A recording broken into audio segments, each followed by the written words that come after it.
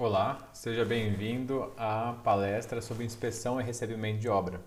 Eu sou Marcos Grossi e vou explicar um pouco sobre essa atividade tão demandada na área de perícias, engenharia diagnóstica e outras áreas correlatas. Só me apresentando um pouco, eu sou engenheiro civil, formado em 2009, tenho 2 cursos de especialização, um curso de Patologia das Construções, outro curso de especialização em Gestão e Tecnologia da Construção. Sou mestre em Tecnologia de Construção pelo IPT e atualmente curso pós-graduação na área de Tecnologia da Arquitetura na FAU-USP. Eu comecei minha carreira como engenheiro civil em obra, depois de 7 anos pegando a experiência prática em canteiro, eu entrei para o escritório que eu sou sócio hoje na área de perícias de engenharia, onde eu vim desenvolvendo diversas atividades de inspeção predial, inspeção de recebimento, vistoria de vizinhança, perícias judiciais, diagnóstico de anomalias de diversas causas e origens. Né? Recentemente eu publiquei o livro Inspeção e Recebimento de Obras, que é o tema da nossa palestra de hoje. Tá? Então eu vou falar basicamente sobre alguns itens contidos nesse livro. Tá? Eu sou professor universitário, dou aula em pós-graduação e graduação na área de perícias de engenharia e de patologia das construções. Tá? Então, esse é o programa que a gente vai ter hoje, certo? Que é a programação do dia. E vamos começar por que estamos aqui, por que estamos falando desse assunto aqui hoje, tá? O número de queixas e de reclamações de vícios de construção tem aumentado exponencialmente nos últimos anos. Quem atua na área de perícias judiciais deve ter percebido isso, certo? Então a quantidade de reclamação é muito alta, tá? E em paralelo a isso, a gente tem uma necessidade da realização de uma inspeção preventiva, certo? Porque esses vícios, reclamações, edifícios novos com 8 meses já apresentando problemas, edifícios recém-entregues já apresentando problemas, denotam uma falha construtiva, né? Um erro na construção muito grande, certo? Isso aí não é devido à depreciação natural do imóvel ou mau uso e reformas. Não, a maioria dessas reclamações se deve a falhas construtivas que poderiam ter sido evitadas com uma inspeção de recebimento adequado, tá? Então, o primeiro motivo por que estamos aqui hoje é para receber uma edificação com maior qualidade e que o usuário tenha menos transtorno assim que ele se muda para esse imóvel tão desejado por ele. Né? Em contrapartida, a gente também tem uma outra vertente muito mais importante, grave e séria, que é a estabilidade, a segurança da edificação. Né? Então, fazer uma inspeção de recebimento também vai garantir uma certa segurança para os usuários de que estão recebendo uma edificação estável, sem o risco de colapsar do dia para a noite, certo? Então, temos um viés de qualidade, né, de desempenho, de funcionalidade, temos também essa parte da segurança, não só estrutural como da foto, mas também a segurança no uso e operação, então que um objeto não venha cair na cabeça de alguém, uma criança caia num barranco e coisas desse tipo, tá? Então esse é o objetivo e por isso que estamos aqui hoje, para garantir que as edificações recém-construídas sejam habitadas, né, ou seja permitido o acesso daquelas que têm um desempenho aparente mínimo, uma segurança mínima e uma durabilidade mínima para que seja aceita pelos compradores, pelos usuários. Certo? Então, qual que é o cenário atual desse setor de inspeção e recebimento? A gente tem muito amadorismo, a gente não tem uma norma técnica ABNT que regule o procedimento de como fazer essa inspeção de recebimento.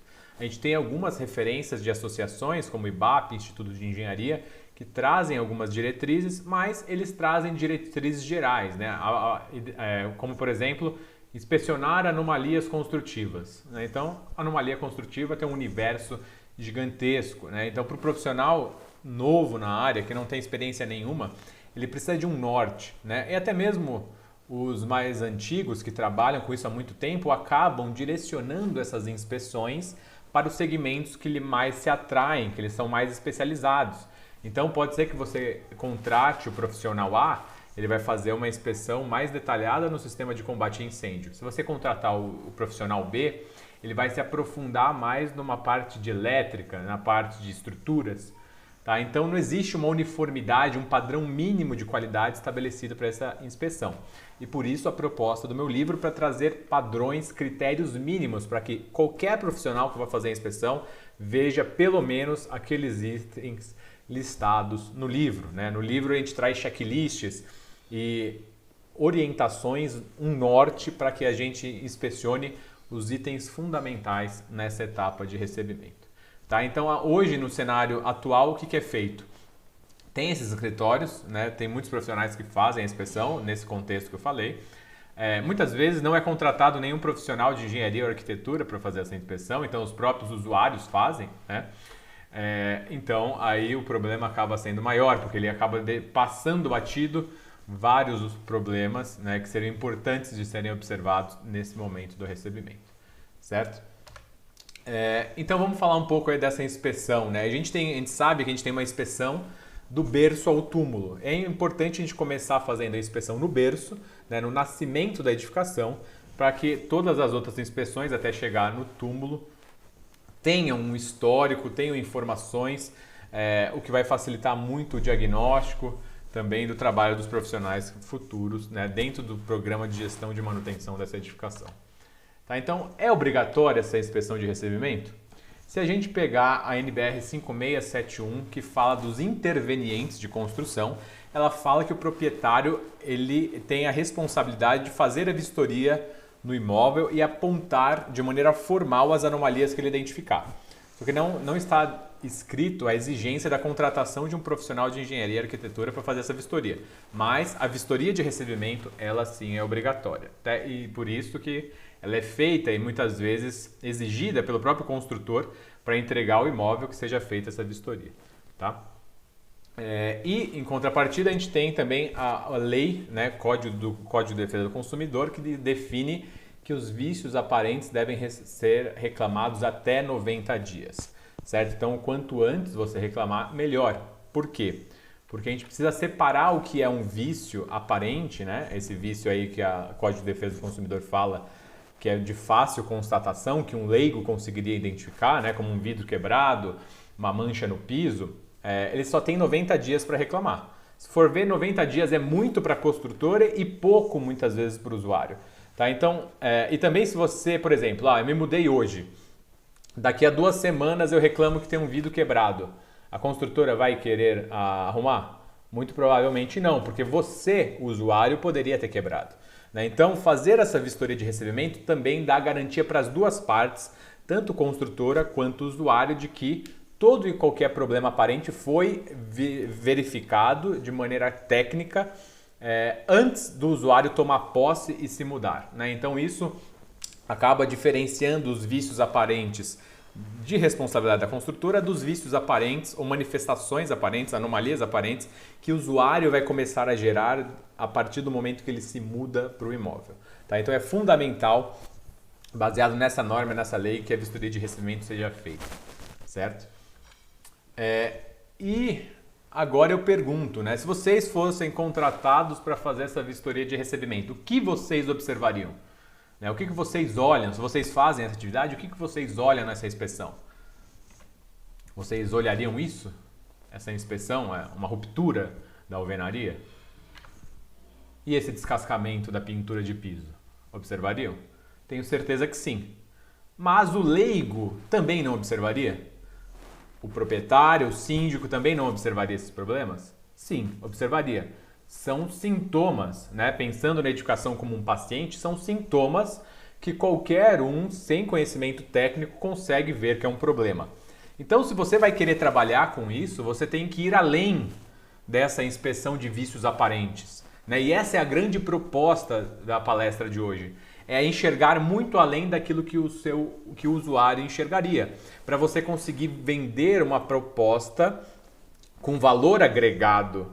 Né? Se você for lá fazer um serviço que o próprio usuário faria, né? Então ele só está te transferindo ali você está só poupando tempo e esforço dele, você não consegue pôr valor agregado. Mas a partir do momento que você fala e que você consegue identificar coisas que ele não enxergaria, tem um valor agregado de conhecimento técnico, que daí, isso sim, você consegue propor valores e honorários mais altos, né? Porque é uma coisa que não é qualquer um que identificaria na edificação. Certo? Então, o grande segredo da inspeção de recebimento é inspecionar além dos vícios aparentes. Tá? E daí a primeira é o que eu chamo no meu trabalho de vício oculto para leigos. Tá? Por quê? Porque não é oculto para aquele que tem o conhecimento técnico. E leigo aí pode ser até uma pessoa habilitada, certo? Pode ser um engenheiro, um arquiteto ali com o CREA, com o CAL em dia. Porque não significa ter habilitação, né? Então eu tenho minha CNH, por exemplo, não significa que eu saiba dirigir, certo? Então, esse vício oculto não é qualquer profissional, mesmo engenheiro e arquiteto, que vai conseguir identificar, ok? Então eu chamo de vício oculto para leigos. E para você conseguir identificar esse vício oculto, você precisa estudar, você precisa conhecer todos os requisitos técnicos, normativos de cada sistema construtivo de uma edificação, que não são poucos, certo? E por isso, novamente, está aqui no livro, eu trago esses elementos, tá? Mastigados, para qualquer profissional conseguir identificar isso. Então, por exemplo, nessa foto aqui, diversos engenheiros da construtora passaram aí e tinham aprovado. O sistema de gestão da qualidade da construtora tinha aprovado esse ambiente, né? Fora a lona e essa lata de tinta ali que eles estavam fazendo os retoques na pintura do corrimão, aparentemente não tem nenhum problema, certo? Não tem nenhum vício aparente. Porém, a ausência de guarda-corpo nesse desnível é um vício oculto, certo? Por que um vício oculto? Não está aparente que não tem guarda-corpo? Está aparente, mas eu preciso ter o conhecimento técnico que é necessário, que é obrigatória a instalação de um guarda-corpo nessas condições. Certo? Então, tendo conhecimento da norma de guarda-corpo, a 14.718, eu identifico lá que qualquer desnível acima de 1 metro tem que colocar um guarda-corpo. E um guarda-corpo não é um corrimão, certo? Eu tenho dimensões, um padrão de montantes a cada 11 centímetros para evitar que uma criança passe, né? Eu tenho requisitos de esforços mecânicos, tenho outras características também que devo avaliar, não só na presença do guarda-corpo ou não. Tá? Então isso mostra, esse é o primeiro exemplo do diferencial que você pode vender para fazer uma inspeção de recebimento, o vício oculto para os leigos. Mostrando que você vai ver isso, você já consegue agregar valor na sua proposta, certo? E isso basta você estudar e saber o que as normas técnicas exigem. E segundo, o que eu chamo no meu trabalho de potencial vício oculto. Potencial vício oculto é como se fosse uma bola de cristal, uma previsão, uma futurologia, mas embasadas em argumentos técnicos. Então, por exemplo, um exemplo bem prático é isso. A perfuração de uma impermeabilização. Isso é uma foto da proteção mecânica da cobertura, onde a gente está vendo aí a fixação da haste do SPDA, perfurando a proteção mecânica e com certeza perfurando a impermeabilização. Tá? Olhando no andar de baixo, eu não tenho nenhuma manifestação de umidade ainda, né? Mas num curto ou médio espaço de tempo, com certeza a água vai infiltrar por esse ponto. Porque mesmo que se foi tratado esse ponto com uma calafetação, alguma coisa assim, é um ponto frágil no sistema que não vai ter a vida útil esperada, exigida pela norma de desempenho. Então isso aí eu chamo de potencial vício oculto. É uma fragilidade no sistema construtivo, no elemento construtivo, que vai diminuir a vida útil dele. E para isso você precisa ter conhecimentos de patologia da construção. Precisa ter conhecimento dos agentes degradantes e como os elementos construtivos se comportam diante desses agentes degradantes. Tá? Então é outra abordagem que eu trago no livro. Tá? Essas potenciais vício oculto, que você vai agregar muito mais valor ainda. Certo? Porque o vício oculto para leigos até que a construtora poderia identificar. Se ela tem um corpo técnico qualificado, ela evita isso, né? Mas o potencial vício oculto não é qualquer profissional que tem esse conhecimento e aí sim você consegue vender um diferencial para as construtoras, porque se você identifica isso antes, ela vai economizar dinheiro. Ela vai economizar dinheiro. Eu vou demonstrar como, tá? E daí tem uma outra vertente também nessa área, tá? Indo na contramão, que é não ficar apontando qualquer coisa, não ficar apontando pelo em ovo. Muito profissional, às vezes, vai fazer uma inspeção de recebimento e aponta só uns 3 ou 4 itens e, para justificar os honorários cobrados, acaba inventando, né? Apontando qualquer coisa para justificar o que está cobrando. E você não pode fazer isso, certo? Isso não é uma prática ética, né? Então, eu sei que é difícil ter um limiar, né, do que é pelo em ovo e do que é realmente procedente. Então, para ser bem pragmático e bem objetivo, eu vou trazer para vocês um norte, certo? Uma linha de corte. E qual que é essa linha de corte? Até onde é um vício construtivo, uma anomalia construtiva, e até onde é uma tolerância aceitável, admissível, tá? Então, para argumentar isso e para trazer essa referência para os meus trabalhos, eu uso a definição de vício, aqui, ó, vício construtivo da norma de perícias de engenharia, a 13752, que fala que vício é uma anomalia que afeta o desempenho do produto ou serviço. Certo? Então, vício construtivo não é qualquer anomalia, tá? É uma anomalia que afeta o desempenho do produto ou serviço. E o que isso significa? Então vamos para a definição de anomalia. Anomalia é qualquer exceção à regra, é qualquer coisa que desvie de uma normalidade. E uma coisa é considerada normal quando ela se repete uma certa quantidade de vezes. E desviar de uma normalidade não necessariamente é um problema, né? É só uma anomalia. Então vamos pensar aqui na foto anterior, um desvio de planicidade. A nossa construção é artesanal. Né? Nenhuma parede, eu tenho certeza absoluta que nenhuma parede é 100% plana. Ela tem sempre um desvio de linearidade, de planicidade. Só que daí eu tenho o quê? Aceitabilidade para esse desvio. Aceitabilidade para essa anomalia. Certo? Então não é qualquer anomalia que eu vou apontar na minha inspeção de recebimento, ou na minha inspeção, na minha perícia. Nunca. Eu só vou apontar anomalias que afetam o desempenho. Aí está a linha de corte, né? Eu preciso saber claramente o que é desempenho. Porque sabendo o que é desempenho, eu consigo classificar o que é vício e o que é aceitável, tá? E aí eu pergunto, o que é desempenho? Vocês sabem? E daí eu faço outra pergunta para responder essa pergunta. Qual desses veículos tem o melhor desempenho? Responda agora. Normalmente o pessoal fala Ferrari, porque é um símbolo de marketing que fala de boa qualidade e bom desempenho.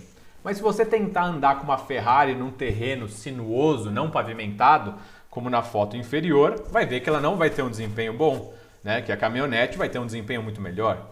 E se você comparar aqui com um carro elétrico, se você estiver pensando em economia de combustível fóssil, qual vai ter o melhor desempenho, a Ferrari ou o carro elétrico? Com certeza o carro elétrico, tá? E se você quiser andar nas chuvas, na rua aqui de São Paulo, depois de uma chuva, com certeza o carro que vira barco é o melhor para eu passar pelas enchentes.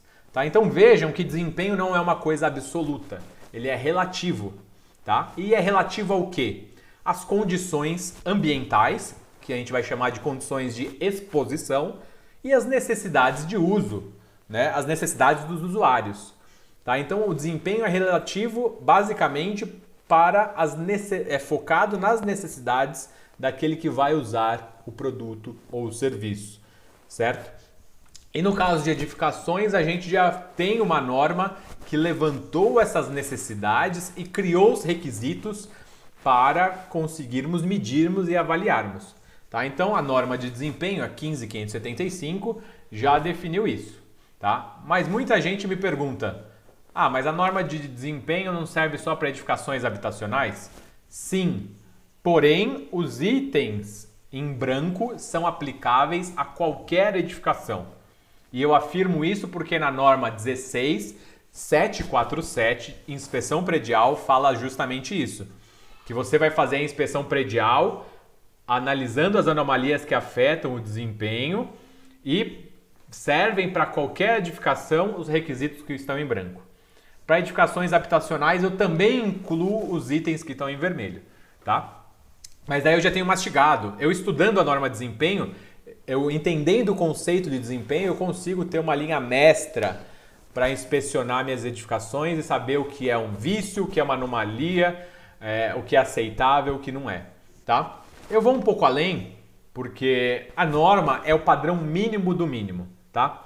pode ser que em algumas condições você tenha que levantar mais necessidades dos usuários. Então, por exemplo, na norma de desempenho não fala em requisito econômico, né? O tripé dela é habitabilidade, segurança e sustentabilidade. Mas tem um tripé econômico aí, tem um tripé de valor cultural, né? Se for uma edificação com valor artístico, cultural, eu tenho outros requisitos que daí eu vou ter que levantar, porque eu não tenho normas para isso, eu vou ter que levantar caso a caso e incluir no meu escopo de inspeção. Tá? Isso daqui é só uma ressalva para vocês entenderem que vai um pouco além, né? Essa inspeção de recebimento pode ir um pouco além das normas de desempenho. Tá?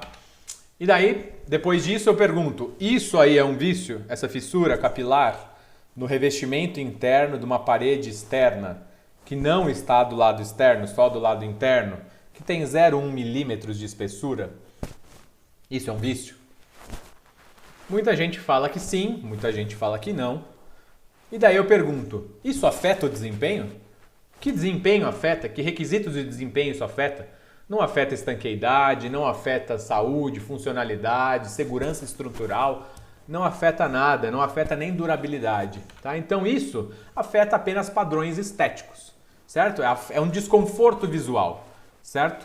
Então se você for nos requisitos da norma de desempenho, isso aí não é um vício, certo? É aceitável a fissura. E para corroborar esse meu argumento, eu trago uma própria tabela da norma de desempenho que mostra, ó, vedação vertical interna, na face interna da vedação vertical externa, eu tenho um critério de aceitação de fissuras de 10 centímetros por metro quadrado. É aceitável a fissura. Né? Eu falo isso porque fissura é um tabu e todo mundo aponta, sai apontando. Qualquer fissura é um vício. Não, certo? As fissuras são aceitáveis em determinadas proporções, em determinadas dimensões e determinadas causas do aparecimento dela. Tá? Outro item para corroborar esse meu argumento é a norma de estrutura de concreto armado, que define uma aceitação agora de fissuras pela abertura, não pelo tamanho. Né? Em vedações, na norma de desempenho, fala em tamanho, na norma de estrutura de concreto armado, a gente fala em abertura, que vai variar em função da agressividade do meio. Certo? Então veja que fissura é uma coisa aceitável. Tá? Eu só quis quebrar esse tabu para vocês começarem a pensar em desempenho. Sempre que eu fazer uma inspeção, eu tenho que pensar, isso afeta o desempenho? Tá? E daí eu pergunto de novo para vocês agora, um outro caso. Essa fissura de 0,1 milímetros num console que está segurando uma viga é um vício? Ou seja, é um problema que precisa ser arrumado?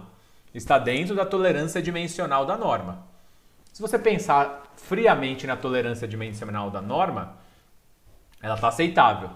Mas se você pensar na causa dela, que ela foi causada porque houve um esmagamento do aparelho de apoio e daí a viga está transferindo esforços concentradamente para esse ponto, que isso vai uma hora destacar, poder cair na cabeça de alguém, vai expor o aço aqui, compromete requisitos de desempenho como segurança no uso e operação, durabilidade e até dependendo da segurança estrutural. Tá? Então isso sim é um vício, porque impacta no desempenho, mesmo estando dentro da tolerância da norma. Tá? Então vejam que as tabelas de norma serviram aqui para argumentar, servir de argumento para ver que as fissuras são aceitáveis, mas sempre a minha referência de critério de avaliação se é um vício ou não é se impacta o desempenho. Tá? E para eu saber isso, eu preciso saber a causa do problema. Ok? E por que então eu vou fazer a inspeção de recebimento? Porque quanto mais tarde eu levar para arrumar essa fissura que eu acabei de identificar, quanto mais tempo eu demorar, mais caro vai ficar. Essa curva aqui de crescimento, é chamada Lei dos 5, criada por Sitter, né? Mostra que quanto mais tarde eu tomar uma decisão de reparo, mais caro fica. Então, se eu tomar essa decisão no projeto, eu vou gastar uma vez. Se eu tomar a mesma decisão na fase de execução, vou gastar 5 vezes mais. No nosso caso aqui, se eu for tomar uma ação agora na inspeção de recebimento, que é na fase preventiva, eu vou gastar 25 vezes mais que se eu tomasse a decisão em projeto. Porém, ainda tem o valor agregado, porque se eu esperar o negócio agravar e se manifestar para valer, como um vício manifesto, uma manifestação patológica, eu vou gastar 125 vezes mais, certo? 5 vezes mais. Então, a inspeção, se você conseguir identificar potenciais vícios ocultos, vícios ocultos para leigo, você vai estar economizando 5 vezes mais do custo de reparo para o seu cliente, seja construtora, seja proprietário, seja lá quem for, tá? E eu isso demonstro com um caso real, certo? Um caso real, esse aqui, ó. 2015 eu fiz uma inspeção de recebimento, aparentemente não tinha nenhum problema nessa cobertura, mas daí eu falei, ó, tem um potencial vício oculto aí. O que que é? Está faltando junta de dessolidarização perimetral entre a proteção mecânica de piso e parede. Não foi colocada. A construtora não quis arrumar, certo? Falou que não era obrigatório por norma, nem nada. Tudo bem. Voltei lá um ano depois. Ó quem aparece. A fissura de movimentação térmica. Justamente pela falta de junta de dessolidarização piso-parede. Tá? Mesmo assim, a construtora não arrumou, não sei porquê. E daí eu voltei 3 anos depois e estava lá. O que era uma fissura virou um destacamento de revestimento, certo? E se isso fosse prorrogado, embarrigado, né?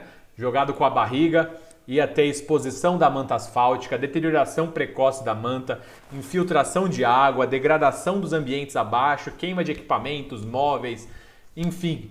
O custo está aumentando a cada dia. Se ele tivesse me ouvido, ele ia gastar só uma vez, né? Ia gastar o dinheiro para fazer a junta de dessolidarização. Agora ele vai ter que refazer a proteção mecânica, trocar a manta asfáltica, né? E fazer a junta, né? Então, olha o custo aí. Aumentando a cada passo, né? Quanto mais moroso a tomada de decisão, mais caro vai ficar a conta, tá? E aí que tá. Com essas 3 fotos, vocês conseguem justificar facilmente a importância e a necessidade como uma inspeção de recebimento economiza dinheiro tanto para a construtora quanto para o usuário, tá? E o que a gente vai inspecionar? O que a gente vai fazer, né? Qual que é o método? Eu vou dar uma proposta de método aqui do meu trabalho. E qual que é? Né? Eu fiz uma compilação de mais de 100 normas técnicas nesse livro, ok? Eu peguei 100 normas técnicas. Existem 1.100 normas aplicáveis a edifícios. Tá?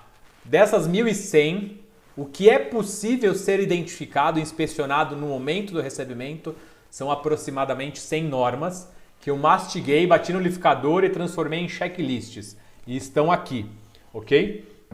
Peguei algumas leis, como o Código de Obras, Lei de Zoneamento, etc. E montei esses checklists e falei, esse aqui é o nosso norte.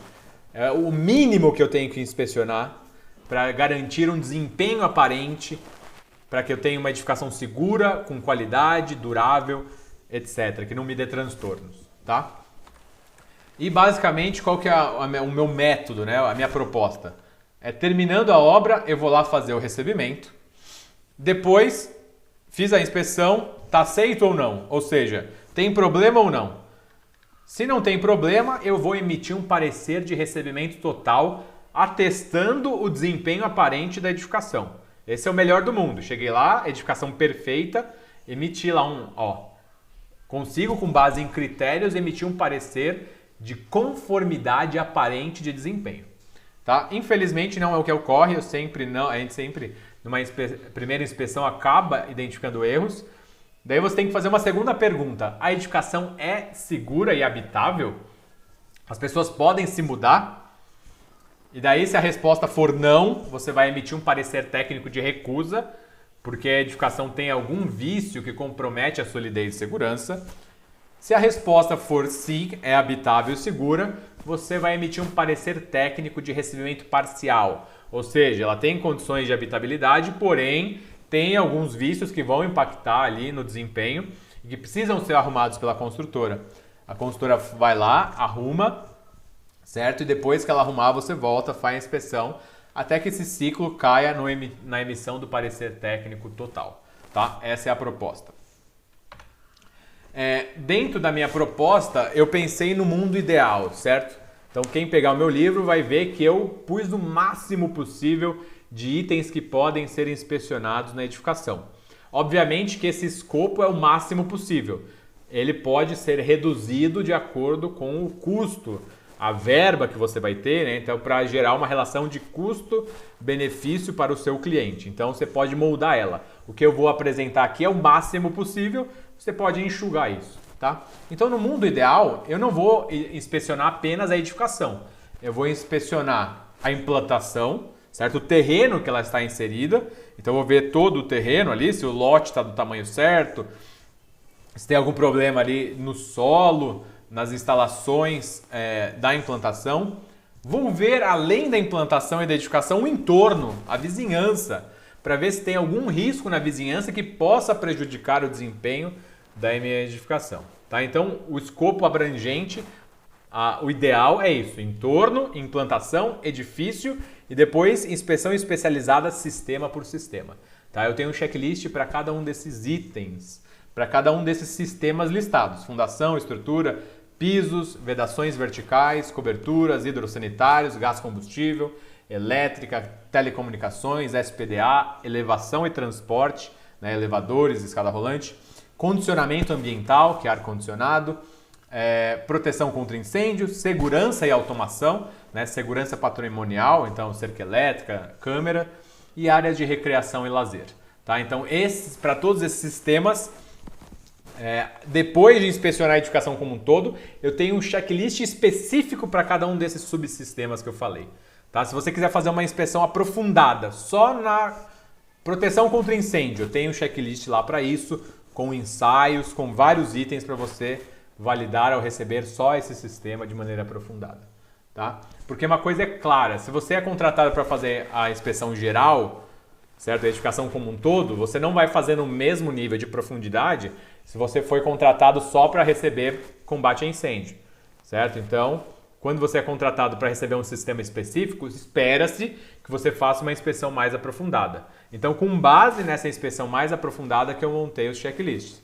Tá? Então, obviamente, você vai ter que reduzir se você for fazer a inspeção da edificação holística, né? De maneira geral. Você não vai ver todos esses itens que estão aprofundados em cada sistema. Tá? Aqui é uma relação que eu fiz. Então, para cada subsistema construtivo, eu identifiquei quais requisitos de desempenho eu vou inspecionar. Okay? Então, essa é uma matriz aí mostrando para cada sistema quais requisitos eu vou observar. Então, se eu quiser fazer uma inspeção só de estrutura, eu consigo, olhando esses requisitos aqui. E se eu quiser fazer só uma inspeção de estanqueidade, também consigo. Ó, tenho que olhar esses sistemas construtivos. Se eu quiser fazer uma inspeção só de segurança contra incêndio, também consigo. Foco nesses sistemas construtivos. Tá? Então, essa matriz baliza isso e ela está linkada com cada checklist. Tá? Eu vou mostrar como. Eu proponho a inspeção de recebimento, fazer uma análise documental, então projetos, manual e tudo mais. Fazer um levantamento de histórico, se possível, né? Conversar com o construtor, empreiteiro e tudo mais, para ver se teve algum imprevisto na obra, algum problema na obra, alguma coisa que ele já saiba, para você focar nesse item, né, que teve algum problema. Fazer uma vistoria de campo. Tá? E nessa vistoria de campo eu cito a necessidade de alguns ensaios, dependendo do caso, ok? E depois a emissão do parecer. Tá? Esse é o fluxo de coleta de dados e elaboração do parecer. Análise documental, eu trago um checklist de documentos mínimos obrigatórios que devem ser observados, ok? Eles são baseados na norma 14037, que tem uma lista, só que eu acrescentei alguns a mais, tá? E isso a gente tem no livro. Cito um kit mínimo, né? Então tem uma relação completa lá de instrumentos, equipamentos ideais para você ter nesse seu kit de vistoria para fazer os ensaios, tá? Explico quando aplicá-los.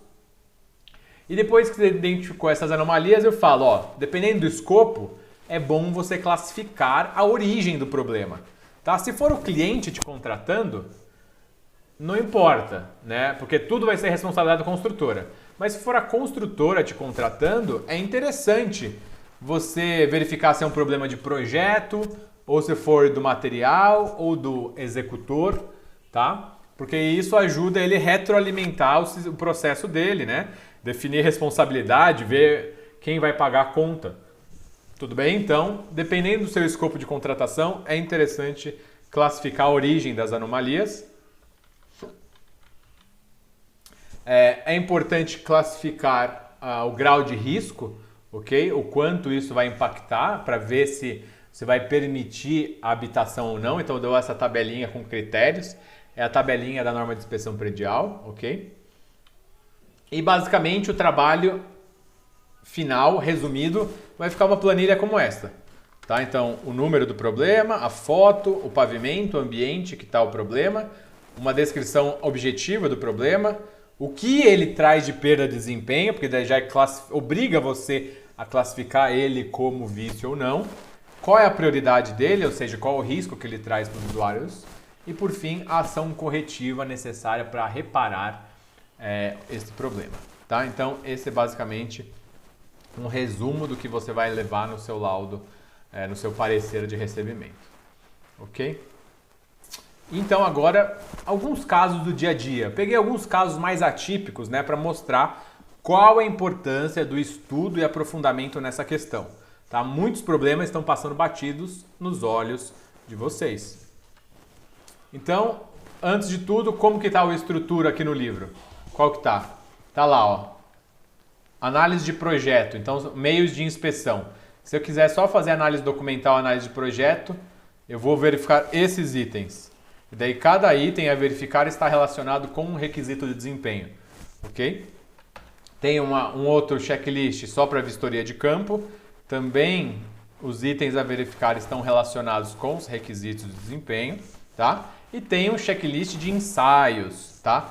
Se eu for fazer uma inspeção aprofundada, quais ensaios eu vou fazer e qual requisito de desempenho você está verificando com este ensaio. Tá? Então, para cada sistema construtivo, subsistema que eu falei, tem um checklist deste. Então, algumas anomalias. Planta, vegetação, você se atenta numa inspeção de recebimento? Ela pode danificar a fundação de uma casa. Nesse caso aqui, a raiz dessa planta derrubou esse muro.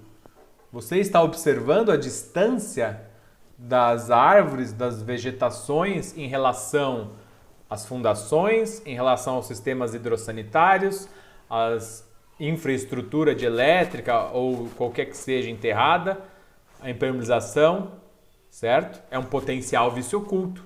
Essa raiz pode rasgar e destruir tudo isso, certo? Se você identificar isso no recebimento, vai ter menos danos, certo? Então no livro eu trago lá a distância máxima que a raiz da árvore tem que estar desses sistemas. Tudo bem? Varia de vegetação para vegetação. Guarda-corpo. Vocês observam o tipo de vidro desses guarda-corpos? Sabia que ele tem que ter um laudo de ensaio da resistência mecânica, impacto, esforço horizontal, vertical? Tá? Então, no mínimo, ó, isso aqui, uma inspeção sensorial no local. Eu vejo o tipo de vidro instalado. Só pode ser aramado ou laminado. Se for um vidro comum, temperado, já está reprovado. Não pode ser aplicado em guarda-corpo. Tá? E guarda-corpo não necessariamente é o guarda-corpo em si, mas qualquer elemento que esteja na altura de guarda-corpo, até 1,10 de altura, é considerado um guarda-corpo, uma proteção contra a queda. Então tem que atender esses mesmos requisitos. Então essa janela aqui, ela tem que atender esse mesmo requisito que eu falei do vidro e da resistência dos esforços mecânicos. Tá? Ainda em guarda-corpos, os montantes estão distanciados de maneira segura para evitar que uma criança passe dessa forma. Né? A criança passa e pode cair, se ferir, morrer. Tá? Então, você está observando isso? E você está observando na circulação de veículos se existe barreiras físicas para impedir que o veículo caia de um desnível em edifícios, garagens, em taludes. Isso é obrigatório pela norma. Tá? Tem que ter uma proteção até 50 centímetros de altura que aguente um esforço horizontal de 2.500 quilos. Tá? E na cobertura? Está prevendo proteção contra quedas, linha de vida, pontos de ancoragem. É obrigatório, não só pela norma de desempenho, como nas normas de segurança do trabalho. Tá? Aqui nesse caso não é guarda-corpo da norma de guarda-corpo, porque é uma área técnica. Tá? Então se eu tenho um acesso controlado, não aplico mais a norma de guarda-corpo, vou olhar as normas de segurança do trabalho. Tá? Então condições como essas são inseguras, ter brita, argila expandida, gera um ambiente de escorregamento que as pessoas podem se ferir ou cair. Ok? Piscinas devem ter barreiras físicas para impedir que crianças e deficientes caiam acidentalmente nela e morram afogados, ok? Isso é básico. Fundo de piscina tem que ter 2 ralos com grelha anti-aprisionamento, como nessa foto aqui, ok? Esse ralinho aqui Não pode, as pessoas podem prender o dedo, partes do corpo, da roupa e ficar preso ali, se ferir ou se afogar, ok? Reservatórios, então eu vou pedir a desinfecção, limpeza dos reservatórios, laudo de potabilidade da água para ver se as pessoas podem consumir essa água, certo? Vou verificar se as fachadas são possíveis de serem acessadas para serem feitas manutenções, né? Então aqui nesse caso, com esses telhados aqui, como eu vou montar andaime para fazer a pintura, né? Se eu colocar um telhado lá na cobertura, como que eu acesso por corda a fachada? Tá? Então vou me atentar a isso. Vou verificar contato de metais de diferença de potencial elevada. Tá? Quanto maior a diferença de potencial entre metais, maior é a chance de corrosão galvânica, como nesse caso aqui, certo? Onde eu tenho uma chapa de aço galvanizado, ou seja, com zinco, em contato com um fio de cobre. Diferença de potencial elevada induziu uma corrosão galvânica aqui no zinco, que tem uma nobreza menor que o cobre. Tá? Então, todos os elementos metálicos diferentes, contato bimetálico que a gente chama, a gente vai observar para evitar essa diminuição da vida útil, ok? Potencial vício oculto aqui. Olha onde está acumulando água. Onde está acumulando água em maior concentração, no topo do muro, onde tem um fluxo de água aqui do telhado, vai ter uma vida útil menor, vai ter uma degradação precoce. Eu preciso prever condições ou elementos para evitar essa degradação. Então, colocar um chapinho, um rufo em cima do muro, evita essa absorção elevada de água, né, de umidade. Colocar uma calha aqui no telhado, evita esse respingamento aqui no canto. Certo? Então, esses são potenciais vícios ocultos. São condições desfavoráveis que podem gerar manifestação. Porque com o tempo vai gerar isso, né? Vai gerar bolor, vai gerar fissura de movimentação higroscópica, ok? Então eu devo observar isso na inspeção de recebimentos, vai sair muito mais barato. Ok? E aqui agora eu vou mostrar alguns ensaios, certo? Para encerrar. Você precisa ter um cinto do Batman, né? O kit de vistoria, né? Esse kit de vistoria. Então a primeira coisa, um local para você anotar os problemas e consultar documentos, ok? Ou você vai levar de maneira física ou vai levar um tablet, um smartphone para isso, ok? Anotar e acessar documentos. Vai levar alguma coisa para registrar fotos e vídeos, ok? Pode ser o celular, câmera, né? Então a gente tem várias opções aí, não importa. Tenho que levar esses instrumentos básicos aqui, então um martelinho, um prumo de face, paquímetro, trena, lanterna, fissurômetro, binóculo, lupa, régua, nível bolha, etc. Tá? Preciso ter esses instrumentos básicos que servem para qualquer vistoria. Tenho que levar EPIs, ok? Eu vou estar fazendo inspeção, mesmo com a edificação pronta em uso, possível de uso, eu estou sujeito a riscos na minha inspeção, ok? Então tenho que ir lá com botina, luva, etc. Tá? E vou mostrar algum desses equipamentos aqui na prática, tá? Termografia, drone, etc. Então no livro a gente tem uma relação completa, né? Uma lista completa dos utensílios necessários e o uso e aplicação deles, tá? Então o primeiro deles é teste de percussão.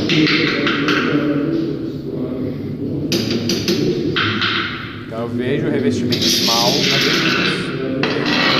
Vou fazer isso se eu desconfiei, né? Vou fazer por amostragem, se eu desconfiar de algum elemento mal aderido.